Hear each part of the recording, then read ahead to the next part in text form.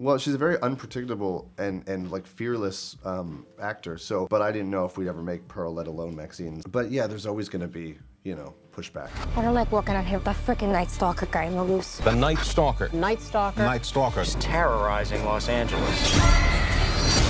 I can handle myself.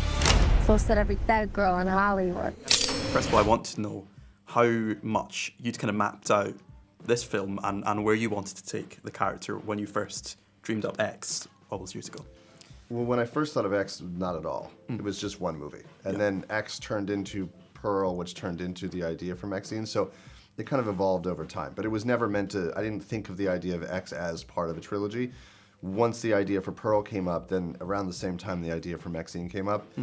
But I didn't know if we'd ever make Pearl, let alone MaXXXine. So as the progress started happening and momentum started building, then they kind of fell into place. Yeah, and was it when you kind of did decide that you did want to do another one, continuing MaXXXine's journey, was this kind of idea, these kind of references and this kind of story always the way you wanted to take it? Well, I knew that when we made Pearl, I knew that it was going to sort of explore how cinema affects a character in a very different way than it does in X. And so I knew that would be another very different way in MaXXXine, and the idea of the trilogy would be for each movie to feel very different and to feel of a different time and to feel of a different type of cinema. So I didn't know specifically, I knew it was going to take place in the 80s, so I had a rough idea, but I didn't know specifically anything about it other than she goes to Hollywood to become a star, and maybe she makes it and maybe she doesn't.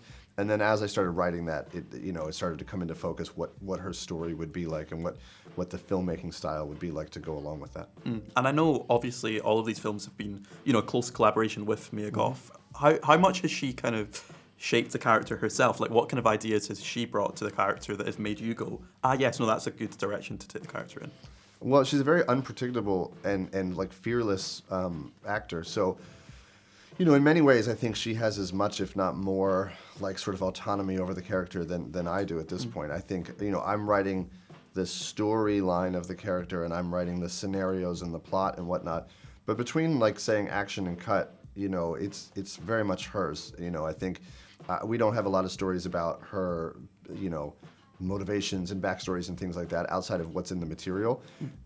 She has taken on most of that herself, and then when it comes time to make the movie, I'm just trying to like sort of observe and wrangle, what she's experiencing. Yeah, can you think of any particular examples when you've, just started the scene, said action, and then she's done something which has really surprised you with a line reading or Oh, I mean, so many times. I mean, like the monologue in Pearl is a great example. It's not as if that wasn't written down, but it's one thing when you look at a couple-page monologue on paper, and it's another thing when you watch her do it. So, I'm always sort of surprised by everything that she does. Yeah. Yeah. Obviously, all of these films are paying homage to different cinematic styles. How much of a challenge is it to kind of blend this, paying homage, making kind of references, and also making something original, which is what you've managed to do? But do you kind of have to think consciously about how to, borrow from things and pay homage to them while also make something which is your own? I mean, I don't know. It's hard to explain because you're sort of doing it on a case-by-case basis. It's like, for instance, in MaXXXine, one of the more sort of homage-y things would be like the bandage on Kevin Bacon's nose or something like that. But also he's been hit in the face, and so in many ways it was like, well, he does need a bandage on his nose. He could just have a Band-Aid, or we could kind of make it an homage version of that. And so as you're kind of figuring it out, sometimes you decide to lean into it, and sometimes you decide not to. Sometimes you're like, and then other times you're like, let's just go for it. Yeah. One of the themes that's kind of, really big in the background, but also in the foreground of this film, is the idea of, the kind of moral panic that was around horror films and a lot of other things at this time. How much do you think that's something which is still relevant today? Do you think that's something that's in history now, or do you think that is something which we still kind of need to think about?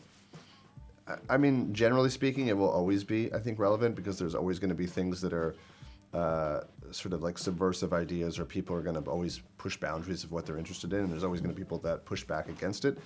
It happens to be in 1985, there was for a more extreme version of that in the media and in the news and politics and government and things like that.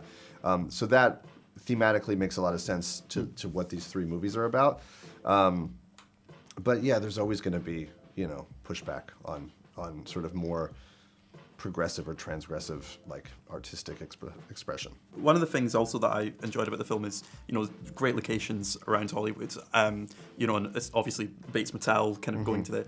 How did that kind of come about? Was that something that was difficult to kind of, logistically manage? What was it? What were the kind of the process? Well, I had written that in the script because there's a mention of it in X, the talking about the film Psycho, and so I thought, well, where should she go when she's in Hollywood and she's on a backlot? And I knew I wanted to have the backlots play themselves in a way and to see them as the facades that they are. And then there just happens to be that particular, Bates Motel and Psycho House are at Universal Studios, which is where we filmed most of it. And I wrote into the script not knowing if we'd get permission, and then we got permission. And so, logistically, it's, fairly simple to shoot on a backlot because that's what it's there for. But there is kind of a tourist tour that goes through there, and so we did have to reroute that a little bit. So, apologies to anyone who came on vacation and didn't get to see the house. Yeah, and generally speaking, people talk about Hollywood as a place which is always changing. It's always so. How difficult is it to then recreate the specific 1985 look? Do you have to do quite a lot of heavy lifting, kind of move things around? Yeah, that was very hard. I mean, I think trying to take it's one thing to take a sort of isolated story, like a contained story like X and Pearl, and turn it into the 70s or turn it into the early 1900s. To take a giant metropolitan city and some of the most, famous landmarks in the city and then try to turn them back to the 1980s is a whole lot of work. And so we had a tremendous crew, but certainly for the art department and everything, it was a lot of heavy lifting. Yeah. The kind of film within the film here, the Puritan 2, did you have fun kind of crafting what this kind of, slasher film was going to be within the film? Like, what was how much did you kind of think it through and really kind of plan what that film was going to be? I knew the broad strokes of what the movies were, of what the Puritan and the Puritan 2 were. I didn't get too into the weeds on like every little detail, but I knew what the plots and the storyline, the main characters and things like that were going through. But it was fun. I mean, it was fun to sort of make the behind-the-scenes aspect of it and the marketing aspect of it that you see in the film. It was a little bit. It's strange to be, trying to explain to the crew while you're making the movie that you're making this movie MaXXXine that's related to X and Pearl, and then there's the Puritan, but then they're making the Puritan too. So there was a lot of meetings where people were like, "So wait, which one are we talking about?" And so it was a little hectic, but it was all in good fun. Yeah, I think one of the things which is interesting about having this trilogy where they've all got very distinct, styles, is that certainly when I speak to people that I know, it's been quite kind of torn on which one of us prefer X and which prefer Pearl so far, and obviously I think that'll change with MaXXXine as well. Do you find that quite interesting, kind of asking people which ones they prefer and seeing the different responses to the different films? Yeah, I don't necessarily go around asking, but I think that's the fun of the trilogy, and for me, that's kind of the satisfaction of making something where, we've made these two sequels, and they're very different from one another, and so, there's plenty of people that I see argue online or something about how X is so much better than Pearl, or people are like, "You're crazy, Pearl is so much better than X," and I'm sure people will say the same thing about MaXXXine, or this one's terrible, that one's great. I mean, that's kind of the fun I mean, of course, I would love for everyone to like them all very much because it's always nice to have people like things. But it's there's something fun about it there being a little bit for everybody in each of the movies, and I think the movies complement each other, and I don't think you need to see each movie to appreciate the other one. I think they enrich each other. It's better as a whole to see what I'm up to if you watch all three. But for me, like down the road, if many months or many years from now one of these movies pops on TV and you find yourself keep watching because you just are like, "Oh right, I haven't seen this in a while. I want to wait till that scene, or I want to see part of it," that would be very satisfying to me. And was it important that you kind of felt that you gave the character a fairly definitive ending with this film? Did you kind of want to make it feel complete as a trilogy, and reach a kind of conclusion which made sense having watched all three films as well? Yeah, I think it was interesting making this film, knowing that it was part 3 and knowing that people were kind of expecting it, because the other two we made at the same time. There's a little bit more, I don't know if pressure is the right word, but like self-awareness while you're doing it.